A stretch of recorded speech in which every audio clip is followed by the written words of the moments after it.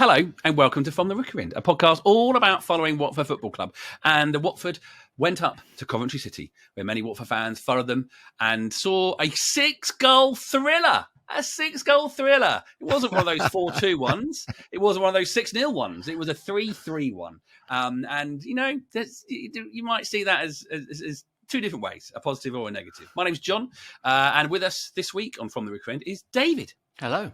And also with us is Colin. Colin, you all right? Brigadier? I'm very, very good. Thank you, John. Yeah, very happy to be here. Yeah, a bit of time in Devon, a bit of time in were you out or in Mongolia? Yeah. That's a good question. I'm not sure. It wasn't far from the capital, about 5 hours. So I think it was. I don't know actually. We were in the Orkhon Valley National Park. Riding horses. Brilliant. Riding horses. Yeah. Sore awesome. Bum.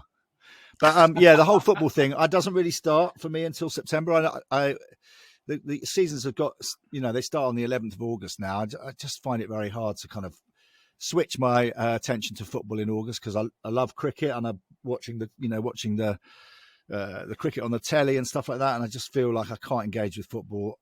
Also, the season ended so late as well. When was the cup final? In June, I think, for the first time in its history. So it just felt like I needed a longer break. But I was obviously following the ORNS remotely, but haven't been. That was my first game on Saturday. First thing to say, that is not a fun ground to go to. The outside of the ground is nice. They've got these kind of concessions all round it. It's a bit like the Amex. You can walk right the way around it. Inside, it looks like an airport hangar. It really hasn't got any kind of soul, and it's now called the Coventry Building Society Stadium. Why can't football grounds have normal names anymore? What's the Reading one called? The car park stadium? Is it something the standard like car? Yeah. Something like that. It's like they used to play at Highfield Road. Now they play anyway. That's yes, not my favourite ground, but a fun afternoon, John.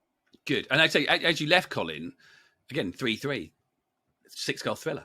How are you feeling as you left your first game of the season?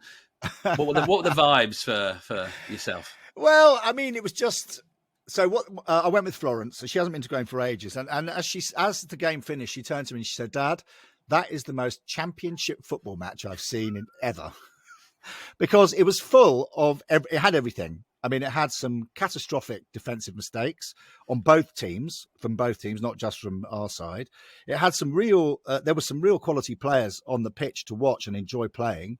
And I think the big difference from last season was that it felt like the team was coached properly, that it was balanced, and that they had a plan about how do you score goals in football?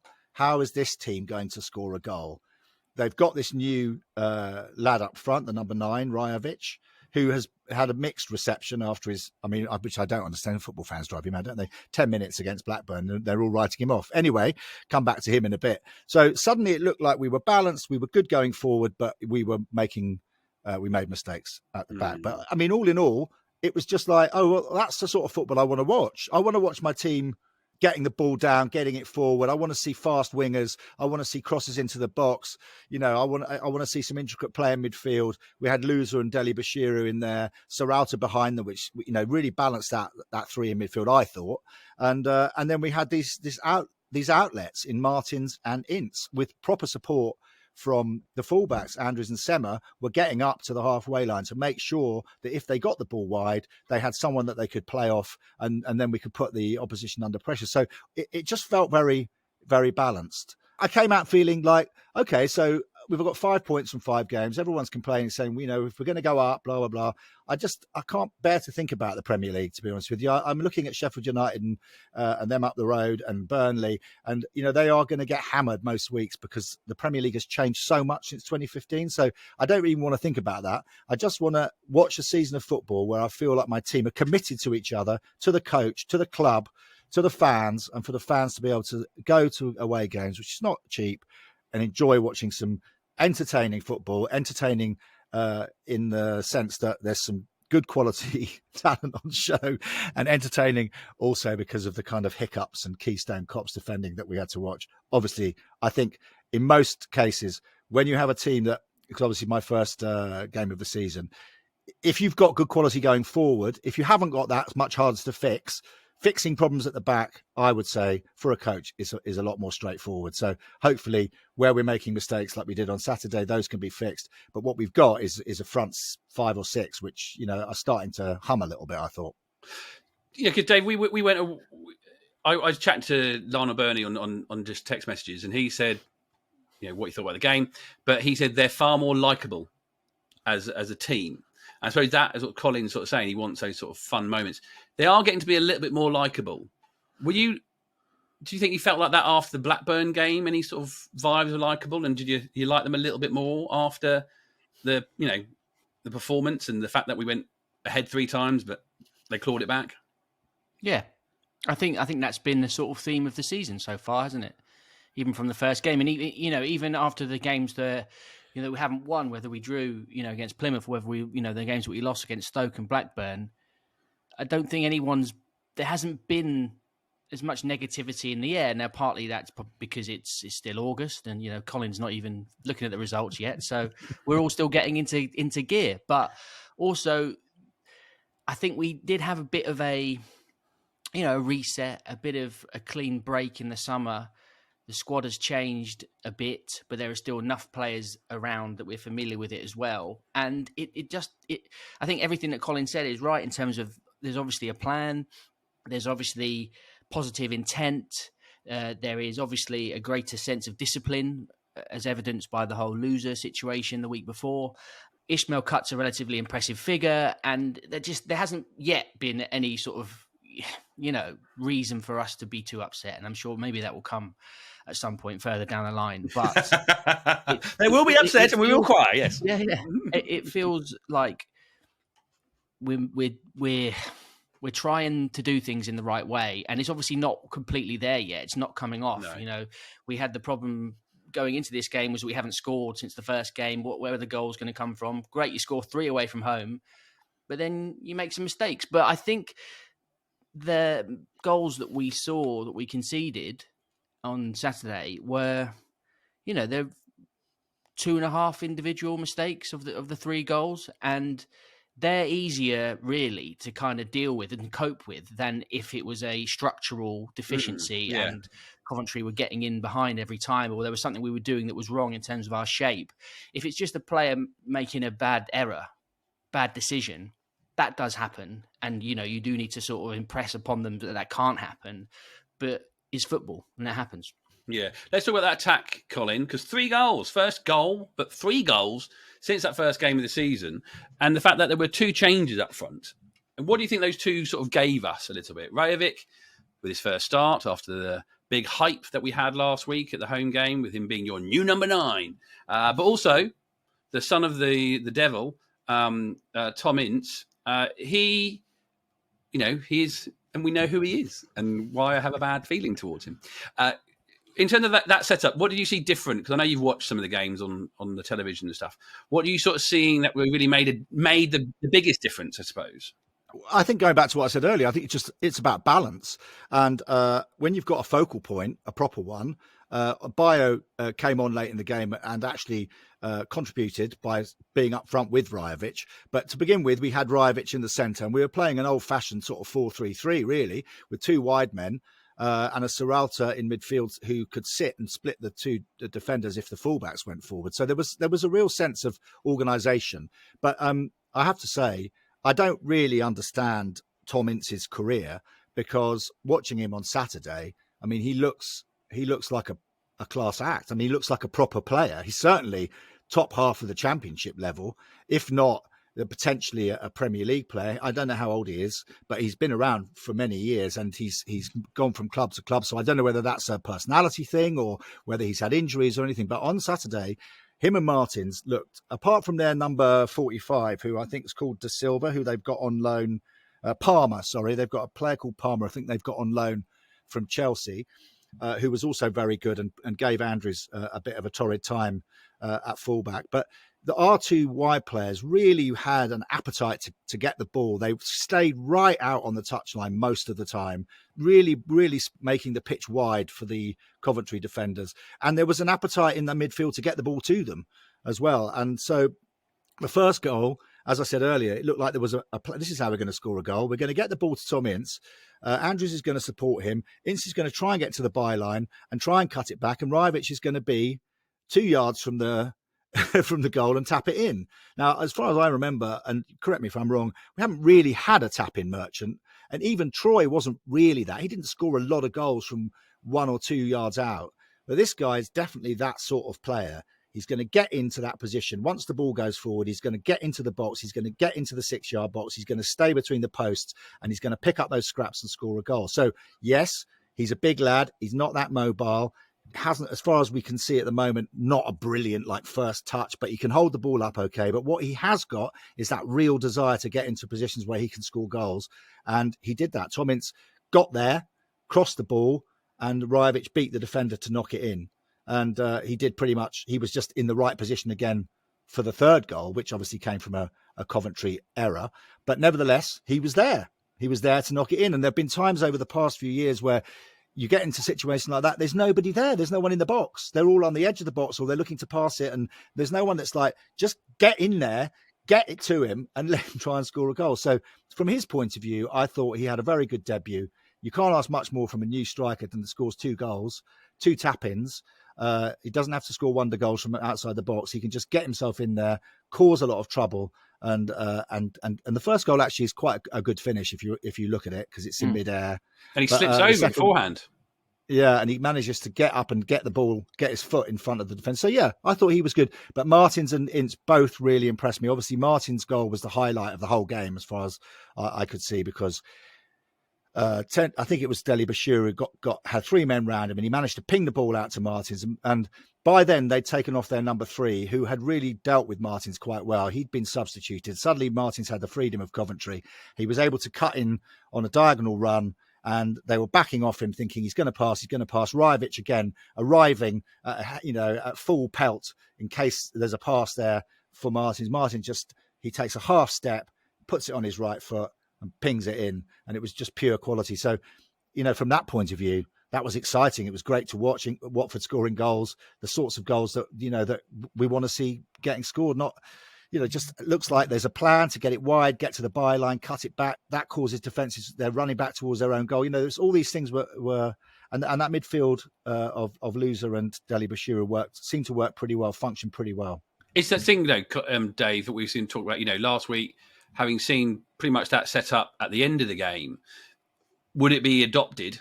Would he sort of go with it? Especially this game, it's the last game before the international break. Would these players start? But it felt good and it felt right last week. And it sort of has that lovely blend a little bit. I like the fact that Ince has that sort of senior head. 31, by the way, Colin. Is he really? Good Lord.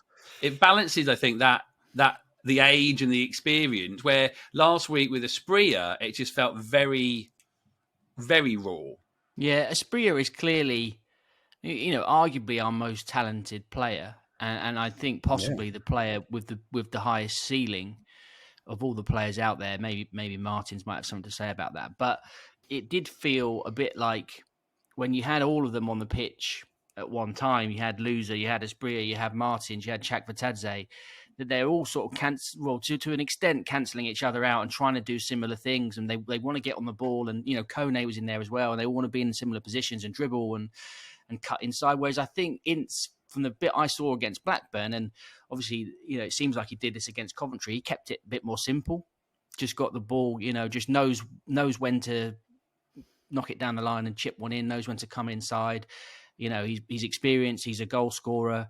He's got a decent amount of assists across his career, certainly recently. Did all right in that respect at Reading last season. So that's useful. I think he's been one that, because he didn't start the season in the team and he had to get fit, and there's sort of, he wasn't a signing that anyone got massively excited about. But actually, I think it's sort of, hopefully, it will prove to be a bit of a, great bit of business for us, really, because I think he will bring something to that team that we don't have in other areas, and maybe he will enable some of the more exciting players to develop, and they can learn off him as well. But it was good to see them start. I like the fact that Rajvic fell over, as you said, before the first goal, but managed to still get up in time. And actually calling it a tap-in did it a disservice, I think, because he is a good bit of movement to go from sort of back post to near post and get in front of the defender and get angle his body and his foot in to get the ball in, and he was sort of right place, right time for the third as well. So yeah, and I like the fact that he after the game he said that he called the penalty box his office. Did he? I didn't pick up on that. Yeah, I love that. Just hope he doesn't do a Zoom call from it or work remotely. But let's look at the. I've been waiting to not do it and not want to talk about it. But we talked last week, Colin, how we weren't negative towards the defence, who didn't have the impact last week. He had a different sort of impact this week. But defensively, how did that feel for you looking at them at the Coventry Stadium? Oh, but there you go. That says it all. The noise. But which is really interesting because that's not how we felt about them until this week. No, I think it's clear that Ishmael. What do we call him? Ishmael? Or do we call him Mr. I call him Valerian. We call him Gaffer. The Gaffer. I think there's clearly an idea that he's Valerian. Okay, so I think he's trying to develop a style of play, and it has a philosophy. So interestingly, at the other end of the pitch, I noticed something that I've never seen before, and this is clearly a coaching thing. So when the Coventry keeper had the ball, our players would press the defenders, but no one would press the keeper. So a bloke next to me screaming, press the keeper, press the keeper. But it's quite clever because the keeper's standing there. He's got the ball. He's going to have to move the ball on at some point, but he's got no defender to pass it to. So instead of committing another player forward to onto the keeper and letting the keeper then just pass it off to someone open, he's got no one open. So he's having to try and chip it into midfield or knock it long, which suits us because you've got a much higher chance of winning the ball back and building. But at our end of the pitch, it's clear that he wants Bachmann to come out of his box quite a lot, and he did it on 2 or 3 occasions, it was lucky he was there because balls broke on us and he was able to clear them because he was 20 yards out from the line, and had he been on the line they'd have been 1-on-1. So that's something. But there's a lot of Bachmann passing it to someone under pressure, and it happened with Tom Dele-Bashiru twice, and Dele-Bashiru just wanted to knock it back to him, but he didn't knock it back in a very healthy way, and so that we put ourselves under pressure because at the moment we still haven't quite mastered the idea of playing out from the back. Now, if I was going to play us next week and I'd watched that performance against Coventry, I would be saying to my team, right, this is what we're going to do. We're going to have a high line and we're going to press the living daylights out of Watford's back line because they don't look at all comfortable on the ball when they're trying to knock it around. So that's a worry. The 3 goals that we conceded all came from mistakes. The first one doesn't look like a mistake because it's a sort of almost miraculous free kick that just dives under Bachmann's hands at the post and goes in. But the free kick came from Porteous passing the ball he's under no pressure, passed the ball straight to a Coventry player who starts his run. Serrata comes across and fouls him, and from that free kick, they score. Porteous also gave away a pen, which I think was a bit harsh, frankly, because he turned his back and his arm wasn't in an unnatural position, but the referee gave it. But it was saved, so it didn't matter. And then, obviously, there's the own goal. Now, I agree with Dave. These things happen in football. They occasionally happen. The thing that worried me about the Hoot own goal is manifold. One, he wasn't under any pressure. He was under no pressure. He wasn't being pressed. So he could easily have, we were 2-1 up at the time. He could easily have played it forward, even if it's just a speculative ball into a channel, just clear the danger. He doesn't do that. He turns without looking, and boots it towards Bachmann, and he hits it really hard. Now, there's no one on Bachmann, so Bachmann's not under pressure. What he has to do is roll it back to him, but he actually shoots. And I remember when I was 6-7 years old playing football, I was a left back. Said if you pass back to the keeper, make sure you don't pass it inside the posts. So if he doesn't get it, goes out for a corner. Oh, well, defend the corner. Don't knock it towards the actual goal. So he made 3 mistakes. 1, he didn't look. 2, he hit it too hard. And 3, he put it between the posts. I'm gonna slightly.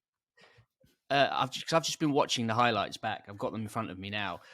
I mean, first of all, you are right. Like who shouldn't be passing it back that strong? And we all know, if you can avoid it, don't pass it between the sticks, get it out wide or whatever. But there is a Coventry player who's pressing him, and he looks up he looks up and he's your two options, you would think, is a ball down the line, as you said, but there's no one there, or a ball inside. The player that's inside is Ken Sema, who's come inside from left back, and is nowhere.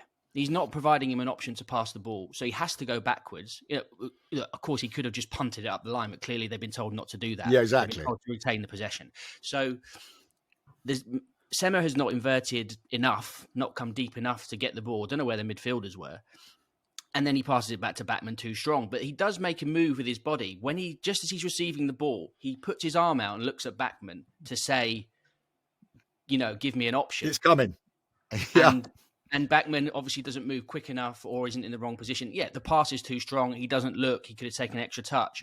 And it does speak to this teething problems we're having with this system. And I think it's been coming. We all knew that a goal like this was going to go in at some point. We all kind of thought it would be Bachmann giving it away or something. And in the end, it's kind of, it's not quite that scenario, but it is a product of this new system that we're playing. They're getting used to it, and it's happened, and hopefully they'll learn from it. Yeah, I agree with that. I don't want to put the guy under. I think the biggest thing was he hit it hard and he hit it straight at the goal instead of just out wide, where that, and that's a silly error. And then the third goal, again, we'd gone to 3 at the back / 5 at the back by that stage, with Pollock had come on, and so Porteous was kind of chasing a guy out wide.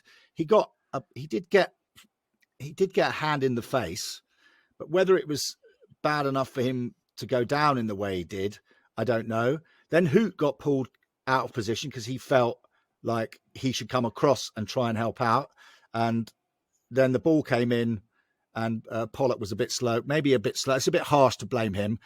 He tried to come out and block the player and he didn't manage it. And in the end, it's a decent strike and it's a good goal. But you just feel that they're all if Porteous could have stayed on his feet. You remember the Hollebass one when he went down howling because he had a finger in the eye? Do you remember that? And I think I can't remember who it was against now. It was at Vicarage Road and they scored. It was a little bit like that. It's like, was it? Okay. It's like, just try and stay on your feet. Okay, it's jabbed you in the eye. That's not right. But this ref, it's 90 some minutes.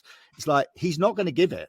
So if you go down flailing and going, I've got a head injury, the ref was having none of it. So it was frustrating because all 3 goals are really avoidable.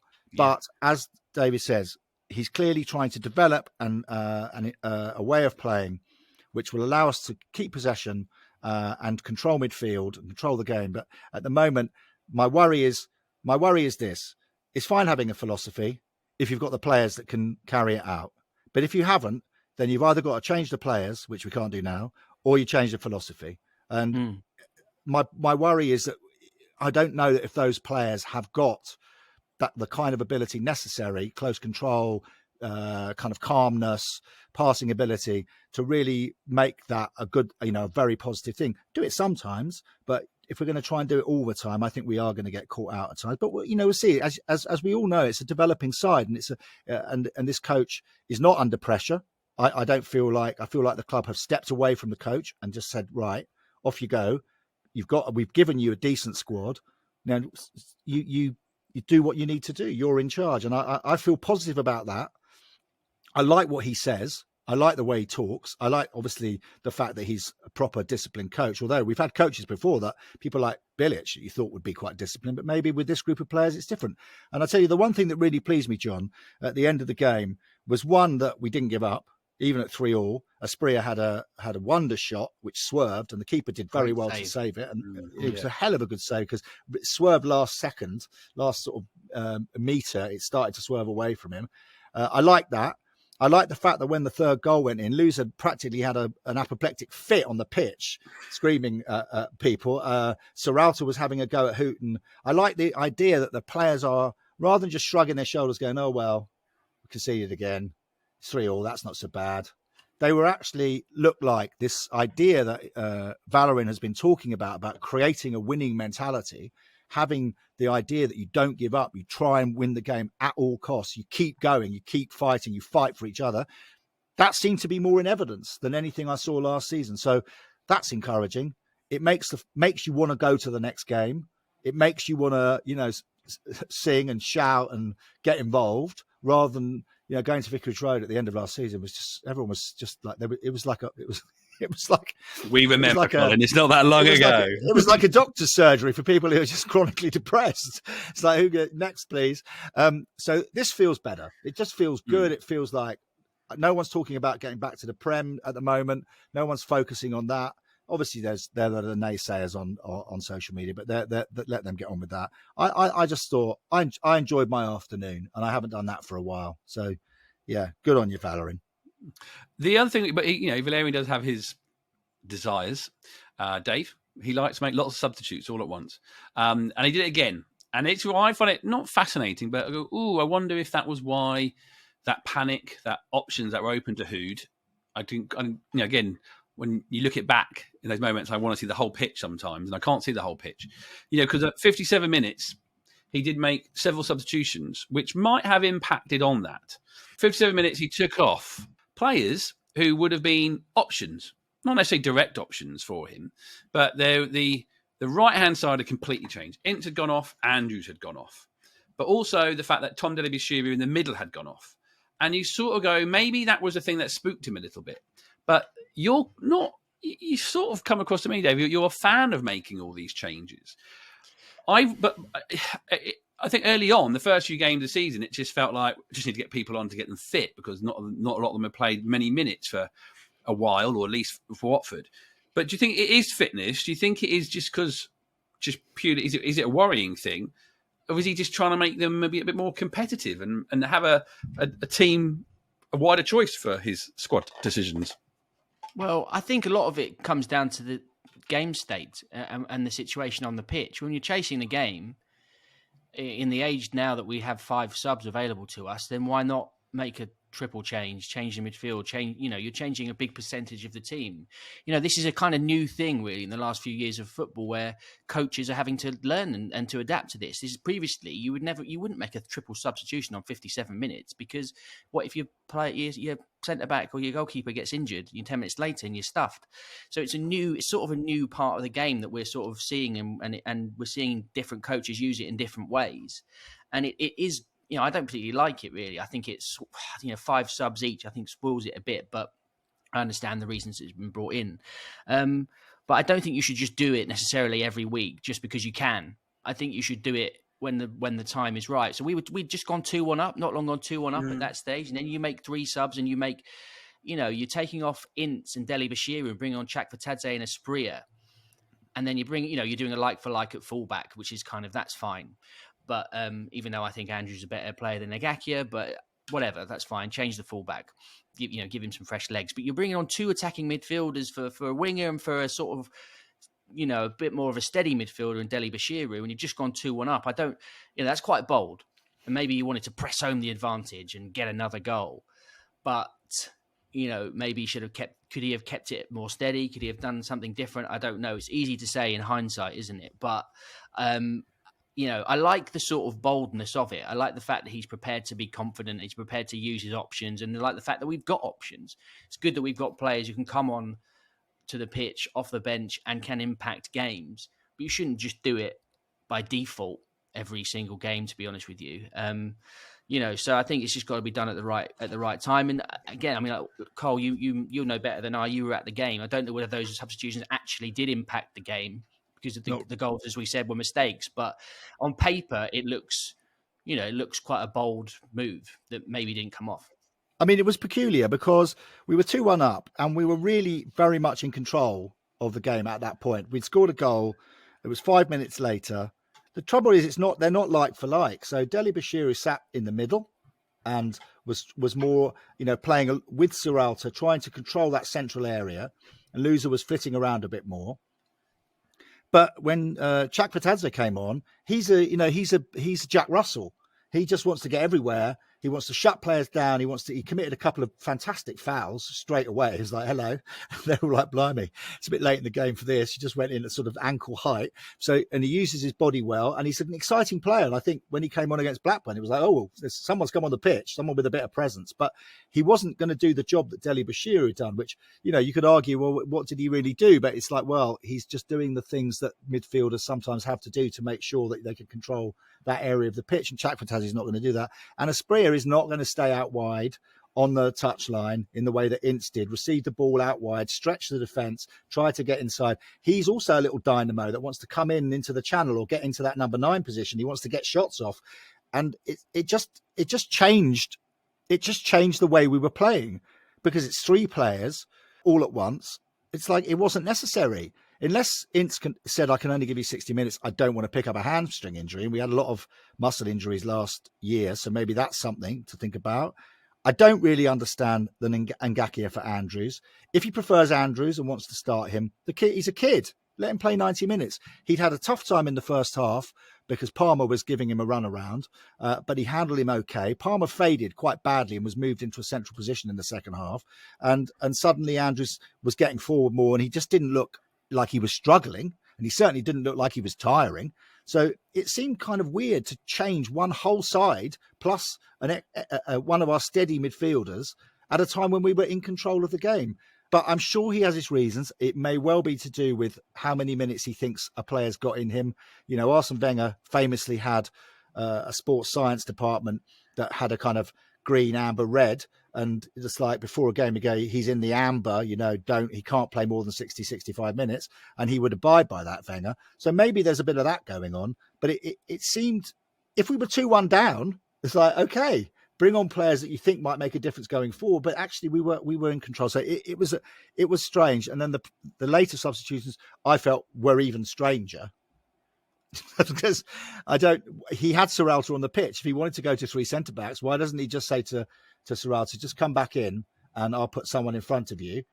But he takes him off and brings on Pollock. So that was who we know is a wholehearted young man, but I don't believe it has the sort of quality that the other 3 centre-backs at the club have currently. So that seemed a bit odd. So I'm with Dave. I think there are times when he just thinks, well, I've got 5 subs, so I might as well use them, and I can save legs, and that will be good. It's a long season, but it's just before an international break. It's like we were in control, so why would you make those changes and slightly destabilize the team and the performance? I don't think you can. I think you'd struggle to claim that the own goal was a result of those substitutions, but it's just suddenly it's different. Suddenly players aren't where you expect them to be. A different players on the pitch. You know, you're looking out to the right wing because you're expecting Ince to be there, and you're expecting Andrews to be pushing up to the halfway line. You look out there, and Ngakia is on the 18-yard line, and Asprey is somewhere in the middle. So you're like, okay, what's happened? We got into a nice pattern of passing. They were struggling to cope with us in lots of ways. We had the quality up front. And he changed it. But again, I don't want to criticise him. I'm sure he had lots of reasons to do it. And I'm sure that fitness and getting players into that idea that they are part of his plan, that they can compete to start, all of those things are positive. But unfortunately, on Saturday, I think he did it too early, and he did too. If he just brought on Ngakia for Andrews, or just brought on Chakvetadze for Deli Bashiru, just one substitution that maybe just changed things slightly, then you go, okay, one substitution, a team can cope. They go, okay, I understand what's happened. We can adjust to that. When you do 3 at once after 57 minutes, it changes the dynamic. And I think it's hard for the players on the pitch to really get how the team has changed and very quickly pick up on different patterns and different positions. So I'm not sure that 3 substitutions at 57 minutes was necessarily a good idea. Dave, we mentioned it. Colin mentioned it. Gino, how do you think he's looking at these first few games, these first 5 games of the season? We know we can give all our opinion all we like, but it actually only matters one man's opinion on things. What do you think he's thinking at the moment? It's impossible to say, isn't it? Let's imagine.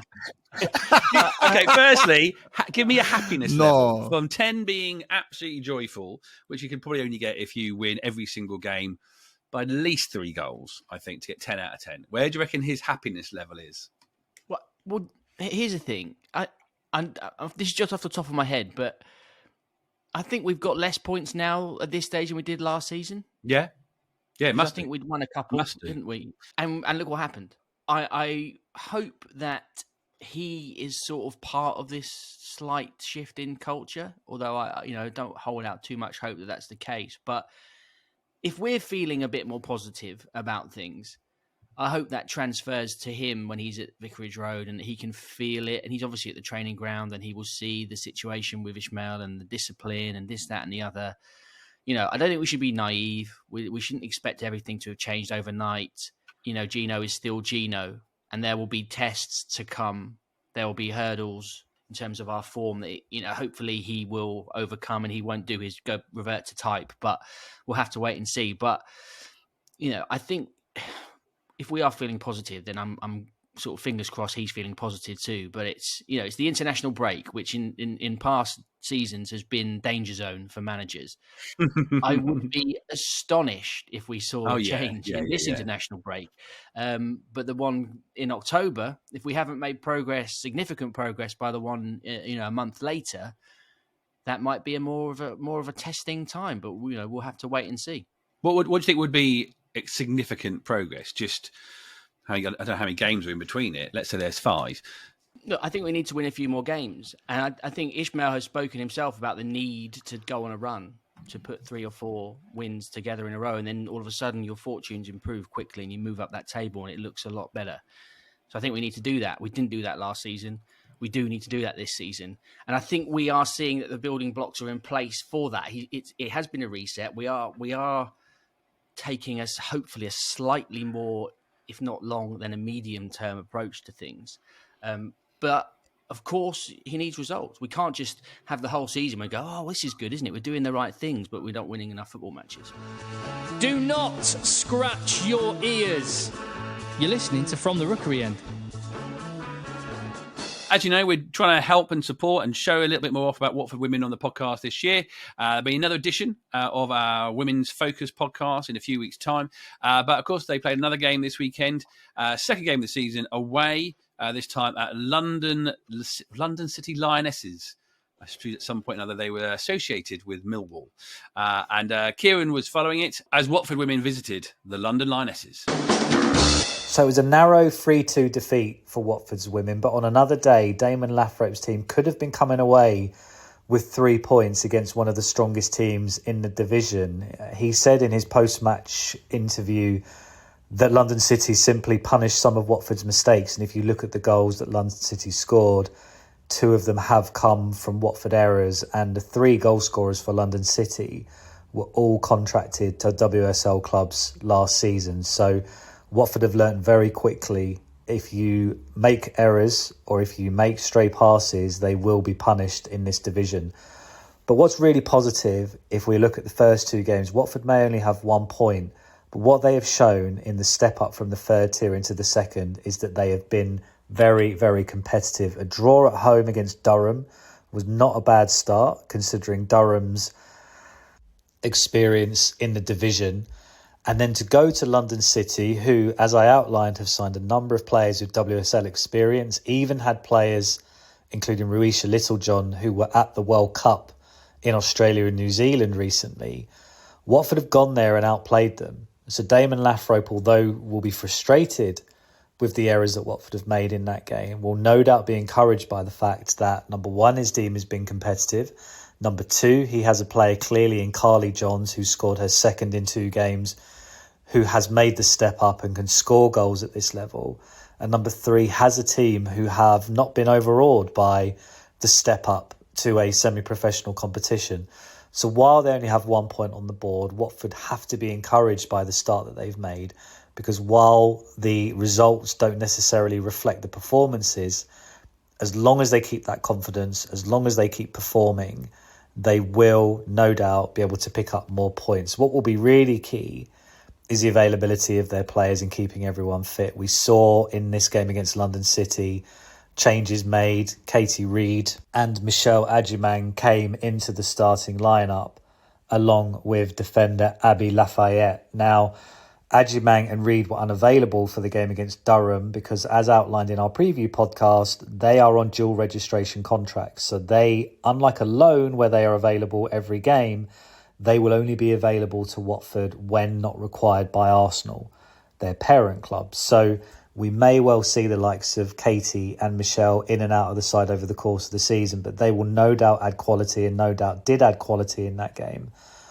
But the key thing will be is how much are they going to be available over the course of this season and the contributions that they make. But certainly, despite the defeat, plenty for Damon Lathrope to be encouraged by. Wipe out those mistakes that they saw in the game, and hopefully we will start to see some Watford wins. Come on, you Golden Girls.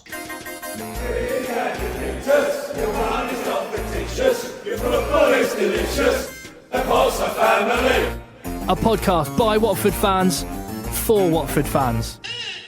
This is From the Rookery End. The transfer window is closed. Thank goodness. It's not my favourite time of year. All the chat that gets waylaid by these transfer rumours and possibilities. I'm more of a man. I want to see substance. I want to see what's happened, and I want to see how it impacts things. And I suppose we are starting to see things. Dave, any disappointment whatsoever that we didn't sign 5 players last Thursday on deadline day? No, we were never going to sign 5 players, were No. we? But I do think we have left ourselves slightly short.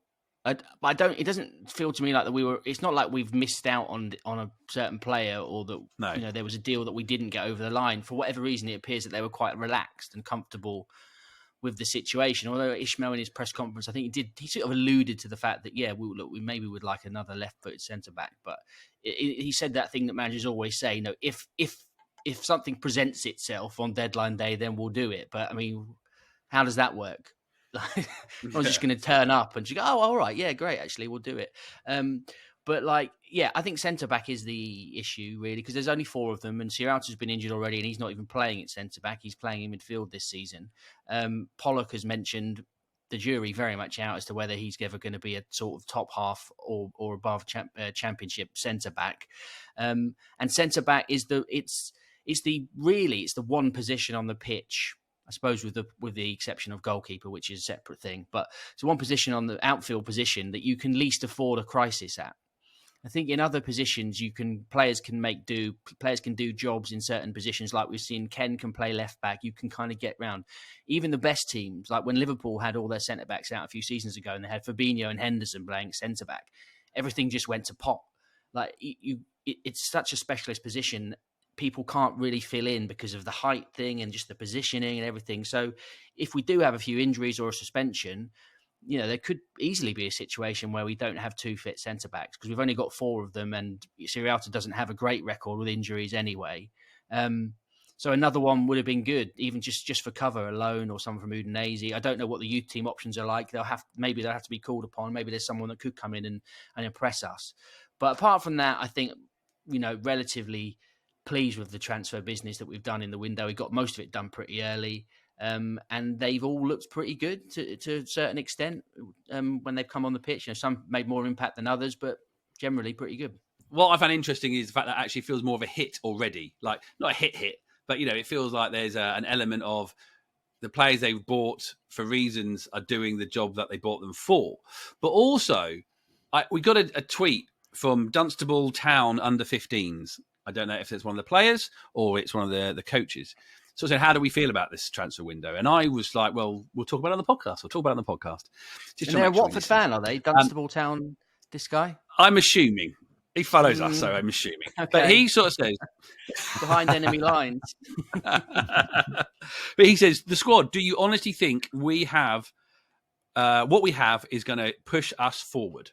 Now, my big thing is, and it's the biggest thing I took from that meeting with Gino, where Scott Duxbury very clearly said, Watford are an EFL club. We are an EFL club, and we are top 30s in the top 30 clubs in the country.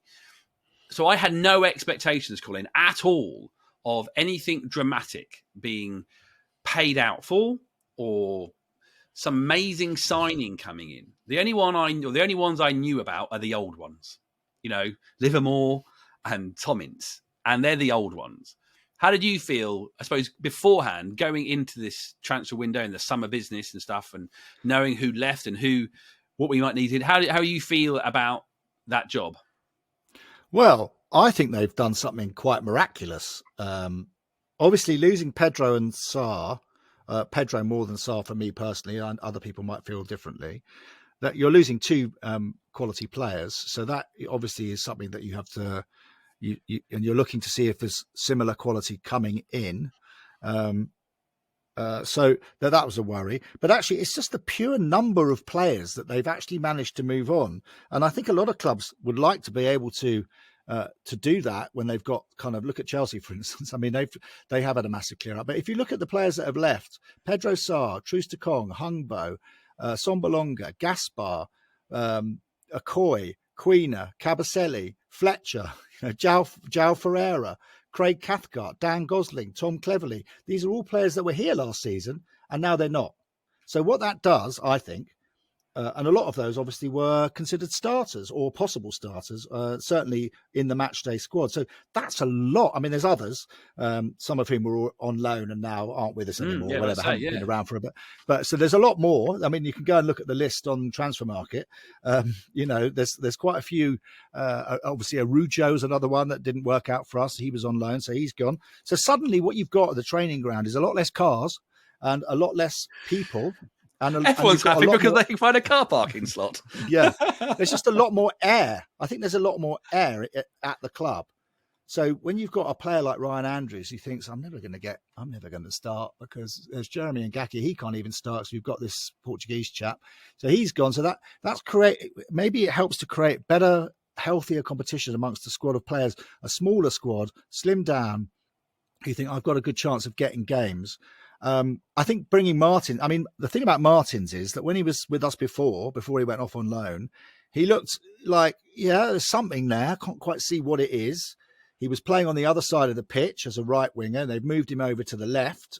So like very, very fashionable at the moment to have inverted wingers. But he looks like a totally different player. He looks confident. He just looks more grown up. He looks more determined.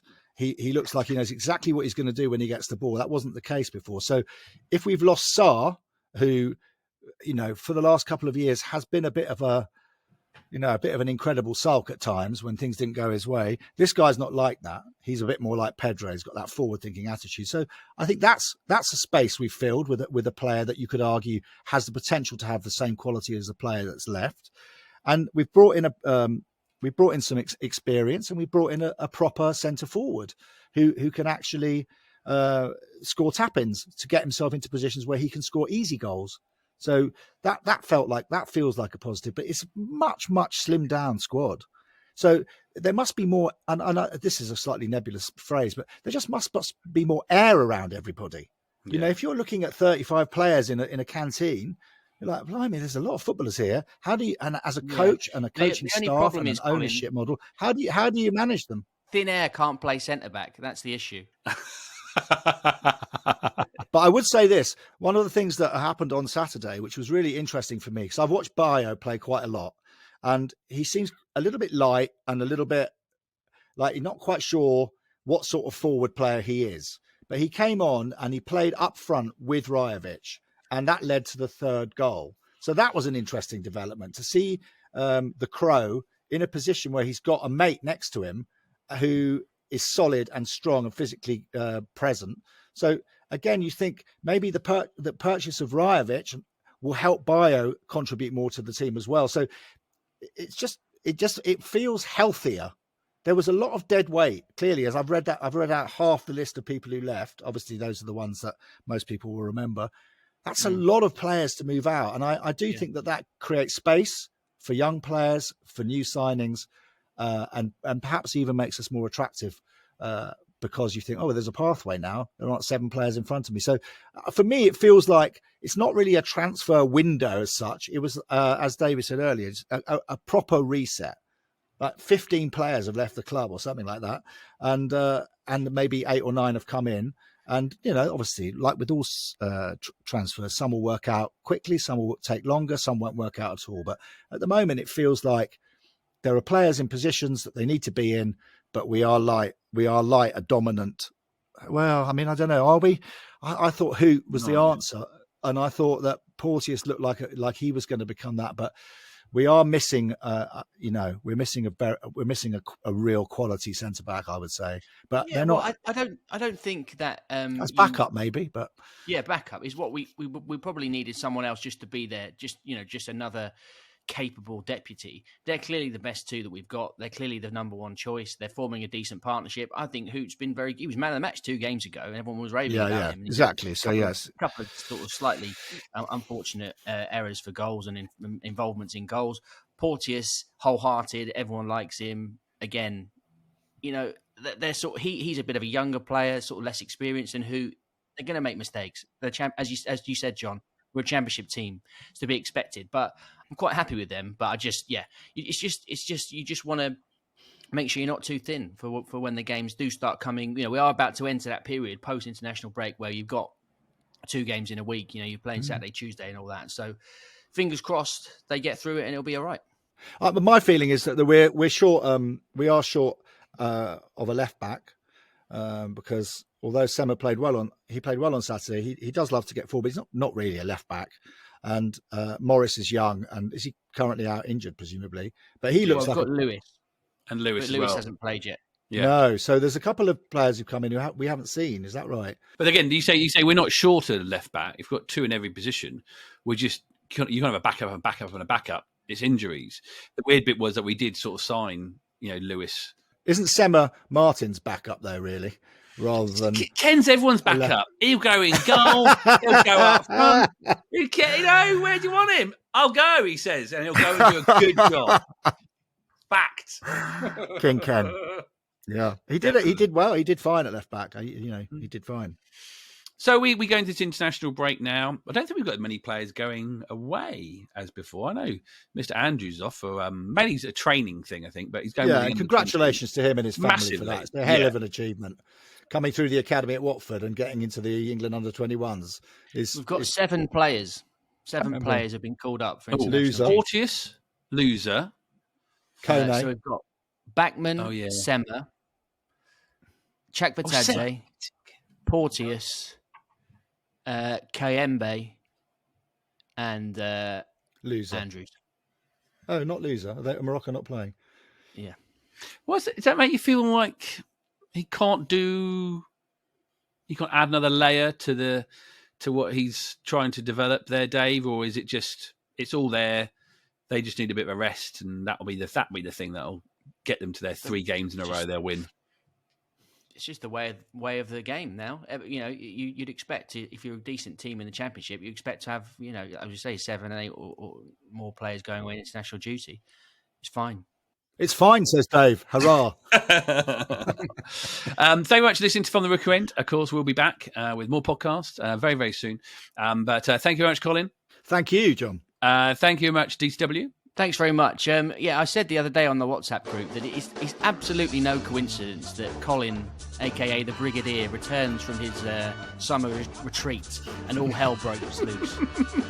So long may it continue. Absolutely.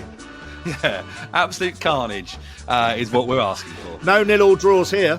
No. Thank you very much for listening. Do tell your friends. And yes, come on, you ORNS!